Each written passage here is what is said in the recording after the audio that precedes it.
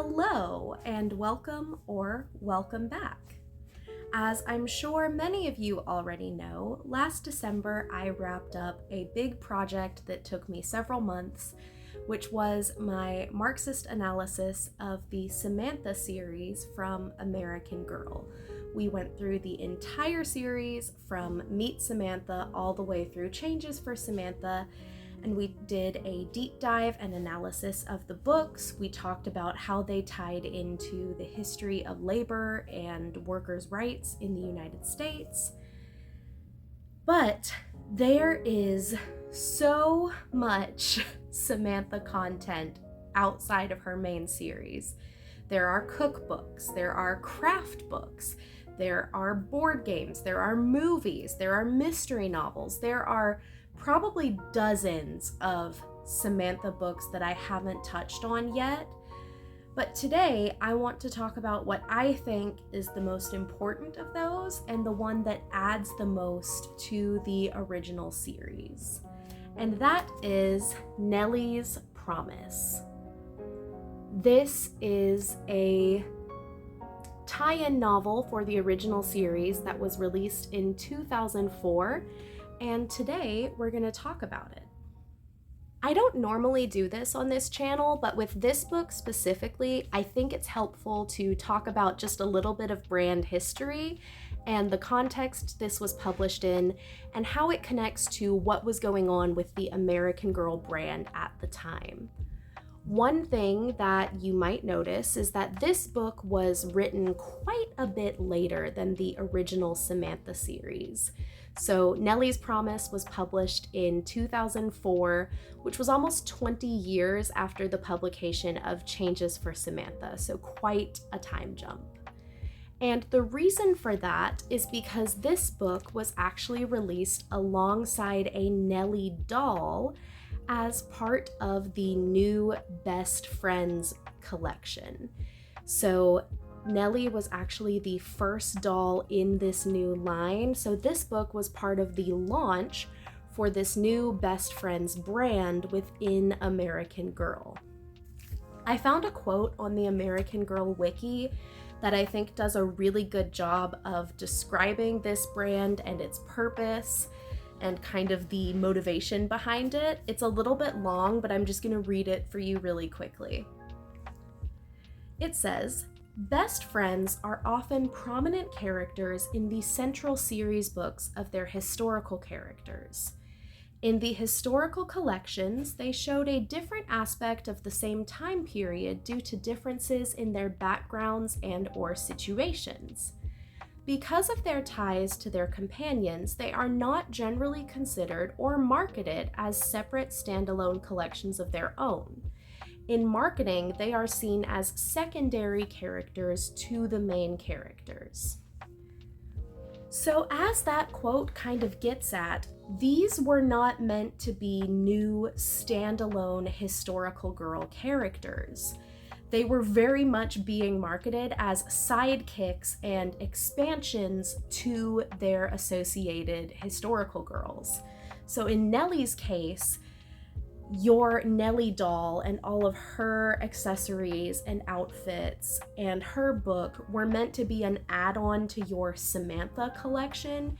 They weren't necessarily meant to stand on their own. It's kind of like a spin-off to the historical girl collections from American Girl.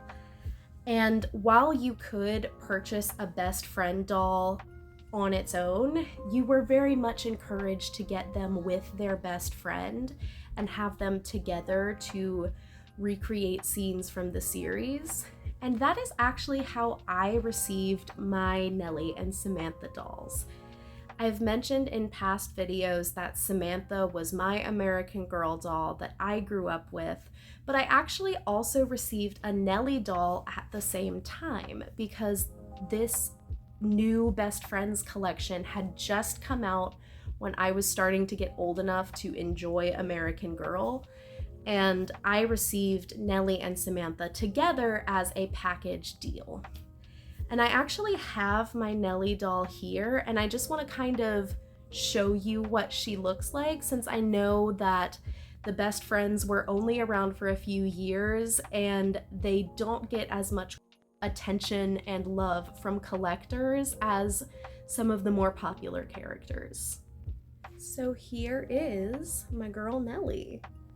Please keep in mind that I am not a doll collector. This is not a collector's item. This is a toy. It has been played with. But I just wanted to show you guys what the Nellie doll looked like and kind of talk about the best friends dolls. So as you can see, she is the same size as a typical American Girl doll. She's 18 inches. She's got the soft body. She's got the plastic limbs. And just like other American Girl dolls at this time, the quality is really good. These were very expensive dolls, let's be real, but they were also very well made. And as you can see, this doll is over 20 years old and is still in really good condition, so she has held up pretty well. She's got this beautiful strawberry blonde hair. It looks a little bit more red in person than it's showing up on camera. Definitely a reddish blonde. She's got these pretty blue eyes. Let me see if I can get my camera to focus on her a little better. She's got blue eyes. She has these adorable freckles. And this is not actually her original meet outfit. This is just a dress I put on her because I didn't want her to be naked in this video.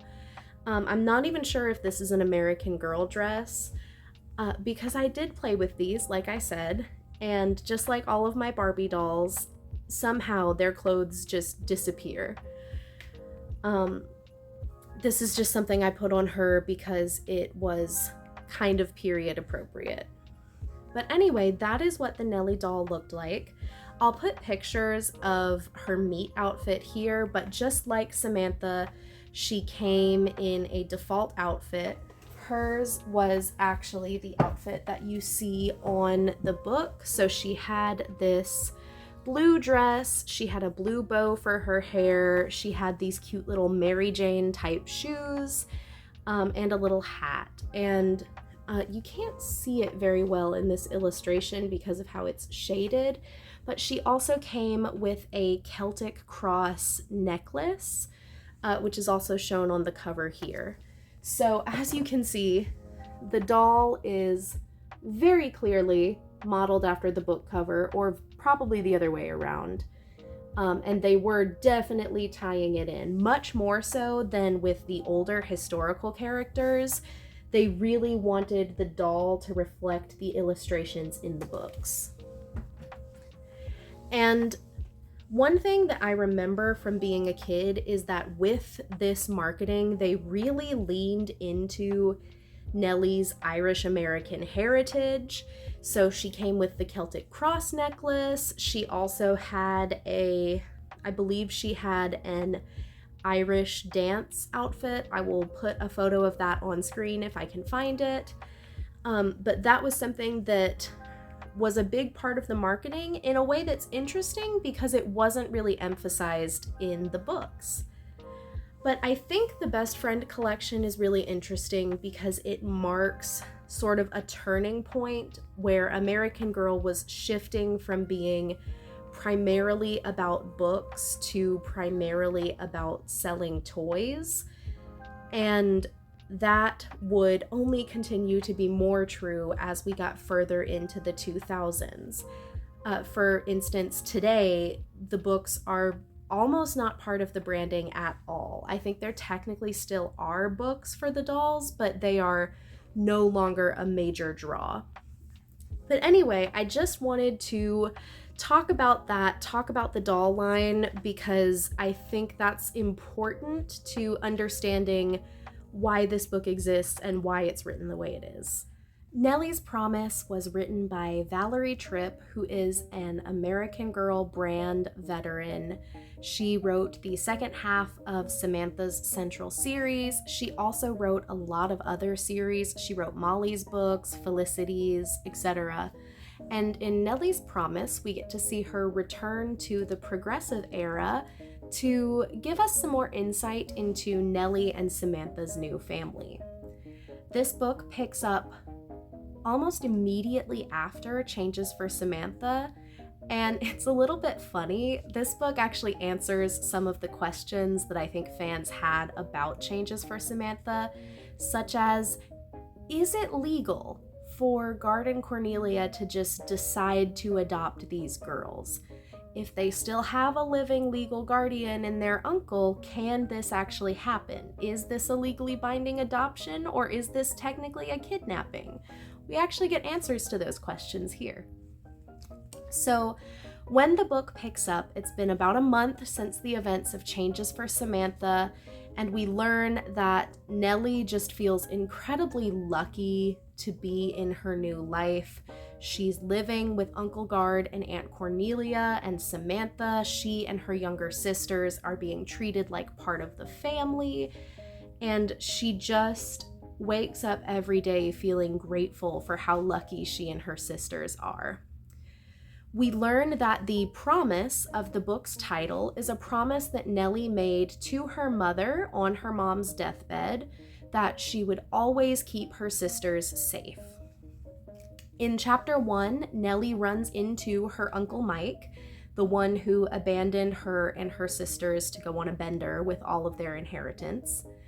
And he threatens to take her and her sisters back and to make her work so that he can use her wages basically on drinking and gambling. Nellie decides not to tell her family about this because she doesn't want to worry them.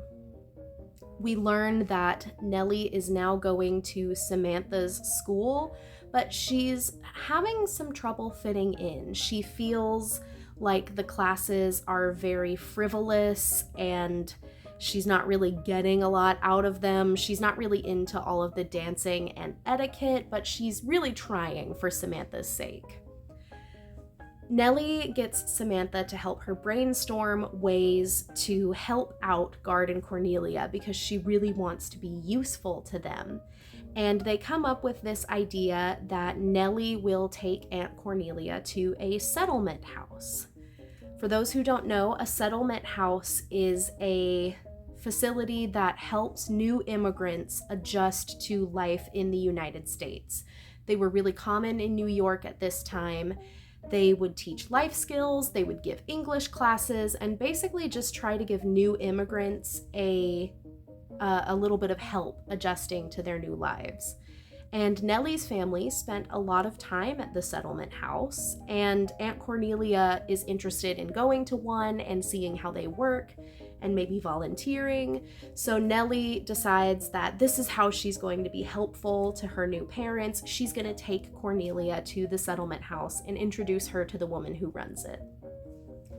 So in chapter 2, Nellie takes Samantha and Cornelia to the settlement house where she and her family spent several years. She introduces them to Miss Brennan, who is an Irish-American woman who runs the settlement house. And Cornelia starts volunteering at the settlement house. She teaches cooking classes for some of the ladies. On the way home from the settlement house, Samantha seems very upset. She's crying, but she won't tell Nellie why, and that really doesn't sit well with Nellie. And this is the first time we ever really see conflict between these two friends. In chapter 3, we continue to follow Nellie and her sisters as they adjust to life in Guard and Cornelia's house, and Nellie starts to feel a little bit left out at home. She feels like her sisters really prefer spending time with Samantha. The three of them are spending a lot of time together, but at the same time, Nellie feels like there's a growing distance between her and Samantha. She isn't sure why, but ever since that day at the settlement house, she feels like they're not as close as they used to be. And with Samantha and Bridget and Jenny spending a lot of time with just the three of them, Nellie ends up spending a lot of time alone with Guard and Cornelia. Nellie decides to talk to Miss Brennan about all of this at one of her visits to the settlement house. And she tells her not only about what's going on at home, but about running into Uncle Mike and being worried that he's going to take Nellie and her sisters back and basically take away this wonderful life that they have and force them to go back to living in poverty and being abused and neglected. Miss Brennan tells Nellie that she should probably talk to her new family about this and let them know what's going on. Nellie does not do this. Remember, she's 10 years old and she has been completely on her own for the better part of a year before this story takes place. So she's not used to asking for help. She's used to having to figure things out on her own. And instead of taking Miss Brennan's advice and telling her family about what's going on with Uncle Mike, she decides that what she really needs is to learn a trade so that she can support her sisters if Mike takes them back and she has to work to bring money in for the family. So she writes a letter to a school in Boston that trains girls to be teachers. Nellie has been really inspired by Miss Brennan, and she really feels like she would like to be a teacher and be able to help people the way that Miss Brennan does. So she writes to this school in Boston and asks if she may apply to their program. Remember, she lives in New York, so going to this school would mean leaving Samantha and Uncle Gard and Cornelia and her siblings behind. The reply to the letter comes a few weeks later, but because Nellie is a 10-year-old, the letter is addressed to her guardians. So Gard and Cornelia, of course, read it first, and they confront Nellie about it, which Samantha overhears. So, as you might expect, this triggers a series of very emotional conversations because Gard and Cornelia feel like they have let Nellie down. She doesn't like living with them. Samantha feels like Nellie is abandoning her, and Nellie is just trying to do what is going to help her and her sisters survive. So Nellie and Samantha have a heart-to-heart, and it turns out the reason Samantha has been spending so much time with Bridget and Jenny is that she's trying to give Nellie a break. She's trying to give Nellie space to process her own grief over losing her parents, because Samantha knows that Nellie hasn't really had time to herself since they died. She's also been trying to give Nellie time alone with Gard and Cornelia because she was hoping that Nellie would open up to them and talk about what's going on with her. Nellie tells Samantha about what's been going on with Uncle Mike and that the reason she wants to be a teacher is because she's afraid that her uncle is going to take her and her sisters back and she's going to have to be the breadwinner of the family again. This conversation really brings the girls closer together. They both feel a lot better after talking about things. They realize that they were not growing apart. It was just a miscommunication, and they are closer than ever after having this talk. The next day, the girls go downstairs and Uncle Mike is in their house. It turns out Gard and Cornelia hired a private investigator to find Uncle Mike after they decided to adopt Nellie, Bridget, and Jenny. Because Gard is a lawyer, he does understand how custody law works, and he wanted to get their guardian, Uncle Mike, to sign over parental rights so that Gard and Cornelia could legally adopt the girls. So when Nellie told them that Mike had been threatening her, they got this private detective to bring him to their house to confront him right then. Uncle Mike tries to extort Uncle Gard, but Nellie is not having it, and she threatens to go to the police and to tell them about his abuse and his abandonment of her and her sisters. And this shuts Mike up, and he signs the adoption papers and he leaves.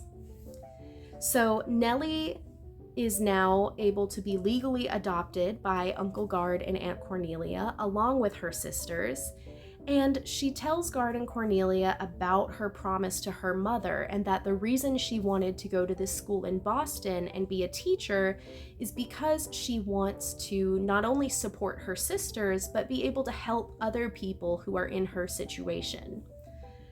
The book ends with Nellie attending a local school in New York for teachers, so she's still able to live with Samantha and her new family, but she's at a school that's a better fit for her, where she's learning things that will help her follow her dream of being a teacher. And the book ends with Samantha wishing that their adoption will be final by her birthday so that they can truly legally be sisters. And that is where Nellie's promise ends. So, let's unpack all of that. I did not expect for this book to make me as emotional as it did. This is a very honest depiction of what childhood trauma can look like and how it can show up in someone's life even after the danger has passed. This is a very realistic portrayal of how something like this, this complex trauma can stay with someone.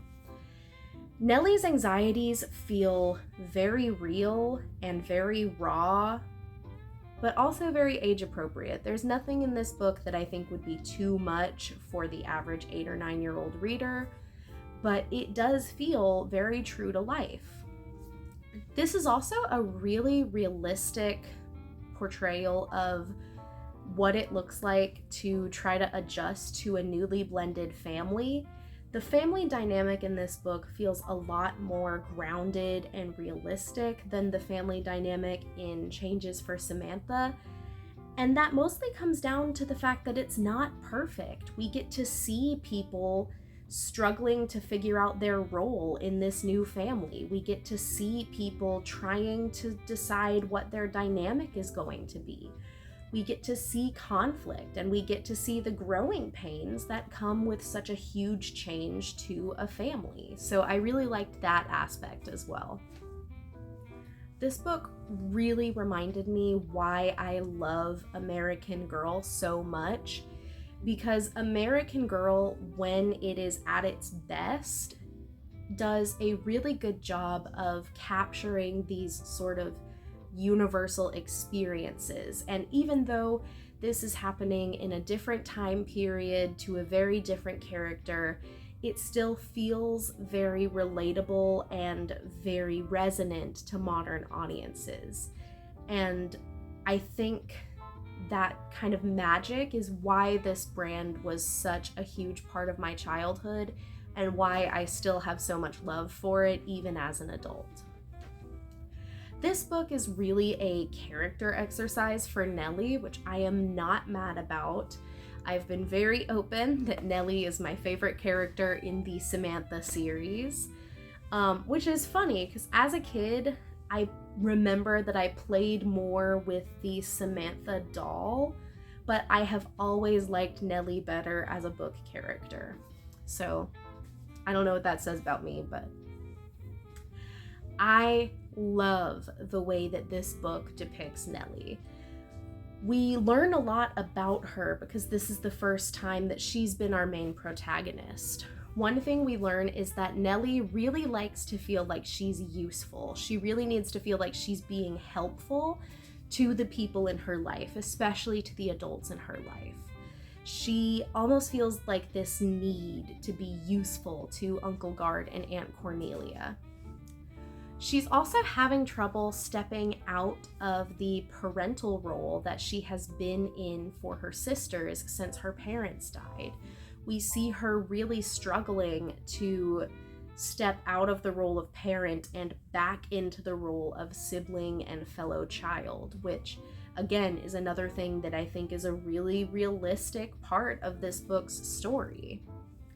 Throughout this book, Nellie is experiencing what I would call hypervigilance.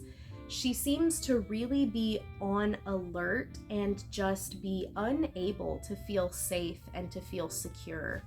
She is constantly waiting for the other shoe to drop. Things are too good to be true. this can't possibly last, and somehow it's going to all fall apart around her. And it's almost like she's constantly looking for ways that things could go wrong. And that's a really common trauma response. I've talked about this on this channel before, but my first several jobs out of college were in social work. I dealt with a lot of clients who had had very traumatic experiences, and hypervigilance is really, really common. It is a very common and normal way for our brains to respond to trauma. But in a world before therapy and before trauma-informed parenting, we can see how someone like Nellie would really struggle to turn off that survival part of her brain. We also see how aware Nellie is of class divides. She is aware of the difference in experience between herself and Samantha, and aware of the baggage that she's bringing into her new home in a way that Samantha just wasn't. Nellie is very smart. She's very aware of the economic and social differences between her birth family and her new adoptive family, and she's really struggling with that. We see that she really feels like she needs to protect Samantha and Cornelia from the reality of urban poverty. She doesn't want them to see how bad things were for her and her sisters before. She worries that the settlement house is going to upset them when they see all of the struggles that immigrants live with every day. She's really worried that her everyday reality is going to be too much for her new family. We also learn that Nellie is, once again, just super, super smart. She speaks at least 3 languages. She speaks English, of course, but we also learn in this book that she speaks quite a bit of Italian and German from growing up at the settlement house and being around Italian and German immigrants. She's picked up a lot of those languages as well. I don't actually know if she speaks Irish or Gaeilge. It's not ever stated one way or the other in the series. You would think that with American Girl really hyping up her Irish heritage in the marketing, they would mention her speaking Gaeilge with her parents somewhere in this book, but it's never confirmed one way or the other. There is a long, long history of oppression of the Irish language and of native speakers being able to express themselves in that language. So even if she was born in Ireland, it's very possible she never would have learned, if we're being historically accurate. But all of that is to say that Nellie speaks at least 3 languages, maybe 4 if her parents taught her Gaeilge. Again, she's just a very, very smart girl. We also learn that she spent a lot of time with her dad, who, remember, was a driver for a wealthy family, and she learned a lot about automobiles from her dad. Nellie has a really technical mind. She's very good at fixing things, at understanding how mechanics work.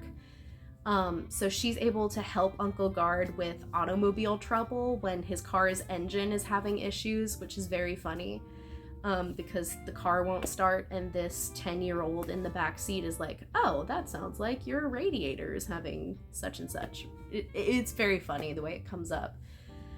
They also talk at the settlement house about how she had a reputation when she was there for being able to fix literally anything, broken clocks, whatever it is, she's able to fix it, which is very impressive. That's a very useful skill to have, but I think it also speaks to how Nellie is as a person. She really wants to fix things. She really needs to be able to do something to make things better, and we will see that perhaps come to bite her a little bit in this book. I like this characterization of Nellie a lot. It reminds me quite a bit of kids that I worked with when I was a foster care worker.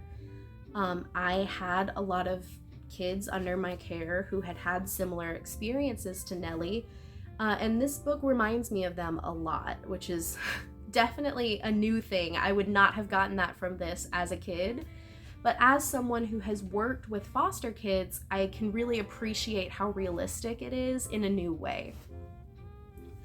Nellie is just such a special character to me, and she was one of my favorites as a kid, but the older I get, the more I appreciate her. She is one of those fictional characters that has really stayed with me from my childhood through my whole life, in a way that Samantha never did, even though Samantha has a lot more books and we spend a lot more time with Samantha as readers. Nellie has always been the one who really resonated with me and really stuck with me. And this book really reminded me why I find her character so appealing and why she's so special to me.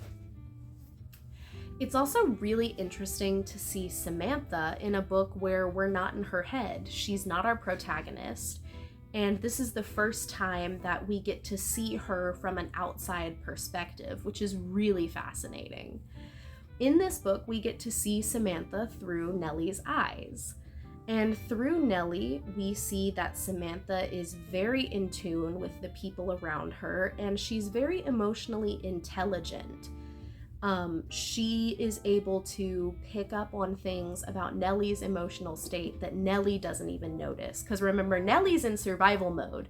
Nellie is not thinking about processing her feelings, she's thinking about the next step to keep herself safe.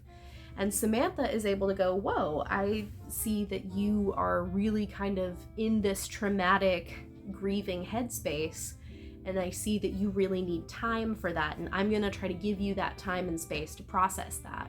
We also learn that Samantha is very empathetic and cares very deeply about justice.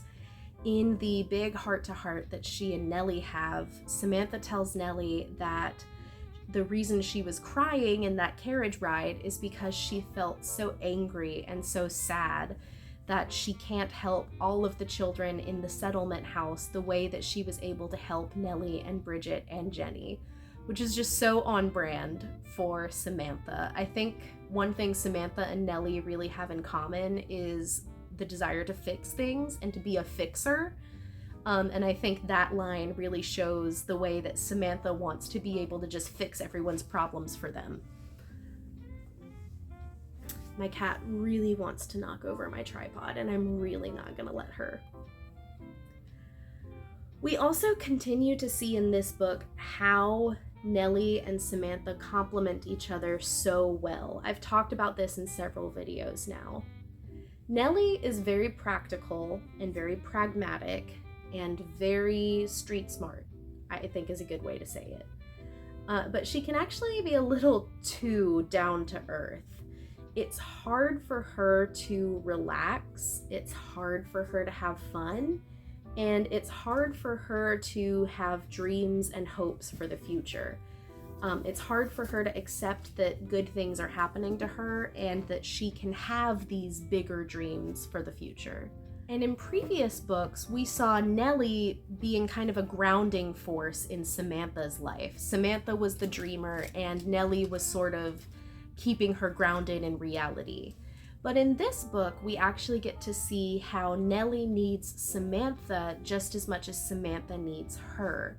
We get to see Samantha trying to help Nellie come out of survival mode and learn to rest and to enjoy her life and to let herself feel safe again. I think that they just balance each other so well. And I think that's why Nellie was the perfect choice for the launch of the Best Friends line. From a marketing perspective, I think this was absolutely the character to start with. She and Samantha just complement each other so well. They really do feel like two halves of one whole, and I can't imagine either of their stories without the other character, which is not true for all of the best friend characters. Some of the others I feel like are a little bit of a stretch. But with Nellie and Samantha, it just makes sense for them to be together. And maybe I'm biased because I had both of their dolls growing up, but I really, really love their dynamic, and I really love the way this book kind of celebrates that friendship and that connection that they have. That is it from me today. I am so thankful to you guys for watching and for coming on this journey with me. I definitely have more Samantha and Nellie content planned. I definitely want to get into some of the craft book and cookbook stuff because I think it's really interesting. I also will be starting on Kit's series soon. We will be doing a Marxist analysis of Meet Kit. I just need to do some research first because the Great Depression is not a part of history that I'm very familiar with, so I need to do some reading and kind of brush up on it before I feel comfortable talking about it. But in the meantime, we have lots of Samantha and Nellie content to keep us occupied, and I will see you for more of that very soon. Bye!